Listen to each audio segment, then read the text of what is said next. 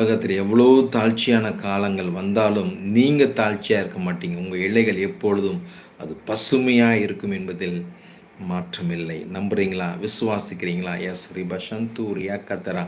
அப்படிப்பட்ட கிருபையை கத்தனை மீது வைத்திருக்கிறார். ஏன்னா நம் தேவனை நம்பி சார்ந்து வாழும்போது எந்த சூழ்நிலையிலும் நம்ம வெட்கப்பட்டு போவதே இல்லை. எனக்கு ஒத்தாசை வரும் பருவதங்களுக்கு நேராக என் கண்களை நான் ஏறெடுக்கிறேன் என்ற நிச்சயத்தோடு கூட நீங்கள் வாழ்வீர்கள். ஆனால் உங்களுடைய விசுவாசத்தை தேவன் அங்கீகரித்து, உங்கள் ஜெபத்தை கர்த்தர் அங்கீகரித்து, உங்களுக்கு நல்ல ஒரு பாதுகாப்பையும் ஒரு நம்பிக்கையும் கர்த்தர் கொடுக்க வல்லவராக இருக்கிறார். நான்காவதாக தாவீதோட வாழ்க்கையில் பார்க்கும்போது ஒரு ரிப்பண்டன்ஸ், மனம் திரும்புகிற காரியம் இருந்தது. ஒரு மனம் திரும்ப வேண்டும் என்றால் ஃபஸ்ட்டு ஒரு கன்ஃபஸ் பண்ணணும். தான் செய்த பாவத்தை தமிழில் இதை மொழியாக்கம் பண்ணி பார்க்கும்போது ஒரு ஒப்புதல் வாக்குமூலம் என்று நாம் பார்க்குறோம். ஒப்புதல் வாக்குமூலம்னா என்னென்னா, என்ன செஞ்சோம் அப்படின்றத நம்ம தேவனுக்கு முன்பாக வாக்கு மூலமாய் ஒப்பு கொடுப்பது. நம் வாக்கின் மூலியமாய் தேவனிடத்தில், ஆண்டவரே இந்த பாவத்தை நான் செஞ்சிட்டேன், நாத்தான்வேல் என்கிற தீர்க்கதரிசி போய் பேசும்போது அந்த இடத்துல தாவீது அதை ஒத்துக்கொண்டு தன்னுடைய பாவங்களுக்காக தேவனிடத்தில் மன்றாடுகிறதை பார்க்க முடிகிறது. அதனால் அவர் வாழ்க்கையில் மீண்டுமாய் கர்த்தர் ஒரு ரிஸ்டோரேஷனை கர்த்தர் கட்டளையிட்டார். ரீபில்ட் பண்ணார், ரெனியூ பண்ணார், ரிவைல் பண்ணினார். இதேபோல் நாம் வாழ்க்கையில் கன்ஃபஸ் பண்ணும்போது, நாம் ரிப்பண்ட் ஆகும்போது தேவன் பெரிய மாற்றங்களை கர்த்தர் கொண்டு வருகிறார். யாரும் நீதிமான் கிடையாதுங்க.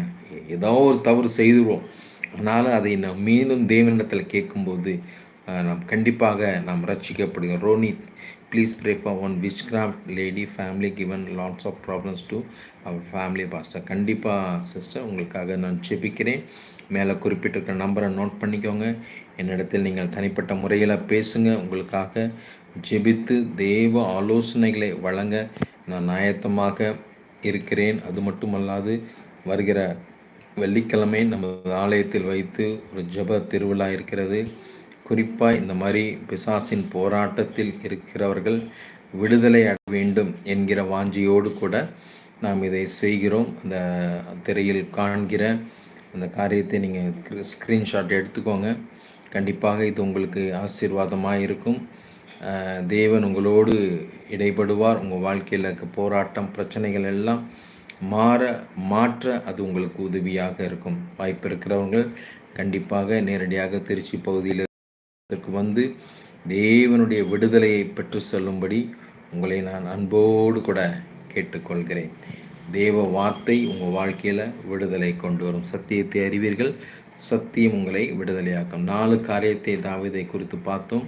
எப்பொழுதுமே ஒரு ரெகுலர் ஜெபம், கன்சிஸ்டன்சி, நிலையான ஜெபம் தாவீதின் வாழ்க்கையில் இருந்தது. அதே போல் ஒரு நேர்மையான ஜெபம், ஒரு நம்பகத்தன்மையான ஜெபத்தை தாவீது வெளிப்படுத்தினா. எல்லா சூழ்நிலையிலும் எவ்வளோ கிரைசிஸ் இருந்தாலும் அந்த தேவனிடத்தில் அதை நம்பிக்கையாய் உண்மையாய் ஜெபிக்கிற ஒரு ஜெப வீரனாய் இருந்தார். தன் சூழ்நிலைகளை தேவன் உணர்ந்து கொள்ளும்படியாக, புரிந்து கொள்ளும்படியாக தேவனிடத்தில் முறையிடுகிற சின்ன சின்ன விஷயங்கள் நம்ம நினைப்போம், இதெல்லாம் என்ன ஒரு காரியமா அப்படின்னாலாம் நிறைய நேரம் எல்லாத்தையும் தேவனிடத்தில் சொல்லணுமா அப்படியெல்லாம் நினச்சது உண்டு.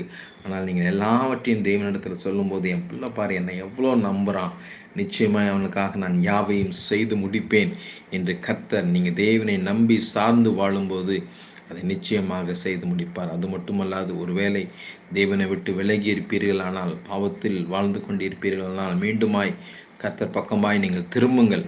தேவனிடத்தில் உங்கள் காரியங்களை நீங்கள் ஒப்பு கொடுக்கும்போது கர்த்தர் அதை மன்னித்து மீண்டுமாய் கர்த்தர் உங்கள் வாழ்க்கையில் ஒரு புதிய மாற்றத்தை, புதிய காரியத்தை செய்ய வல்லவராக இருக்கிறார். ப்ரேயர் என்பது நாம் தேவனோடு கூட வைத்திருக்கிற ஒரு ரிலேஷன்ஷிப். சொல்லுங்கள், தேவனோடு கூட வைத்திருக்கிற ஒரு உறவின் அடையாளம்தான் அந்த ஜெபத்தில் நாம் நம் தகப்பனிடத்தில் எப்படி பேசுகிறோமோ அதே போல் நம் தேவனிடத்தில் நாம் பேசுகிறோம். அது மட்டுமல்லாத ஜெபம் என்பது ஒரு ரெஃப்யூஜ், நமக்கு ஒரு பாதுகாப்பை அருளிச்சைகள், நமக்கு ஒரு அடைக்கலத்தை கர்த்தர் கொடுக்கிறார். உன்னதமானவருடைய மறைவில் இருக்கிறவன், சர்வ வல்லவருடைய நிழலில் தங்குவான். அந்த அந்த அந்த அடைக்கலத்தை தேவன், எந்த பொல்லாப்பும் நமக்கு நேரிடாது, வாதை உன் கூடாரத்தை அணுகாது என்று வேதம் சொல்கிறது. ஆமென். அதனால் தேவன் ப்ரேயர் பண்ணுறவங்களுக்கு ஒரு தேவ அடைக்கலம், பாதுகாப்பு, ஒரு சிறகு, தேவனுடைய கிருபை அவங்களை மூடிக்கொள்ளும், அவங்களை பாதுகாத்து கொள்ளும். அவங்களுக்கு நடந்திருக்கலாம், இவங்களுக்கு நடந்திருக்கலாம், ஆனால் உங்களுக்கு நடக்காது.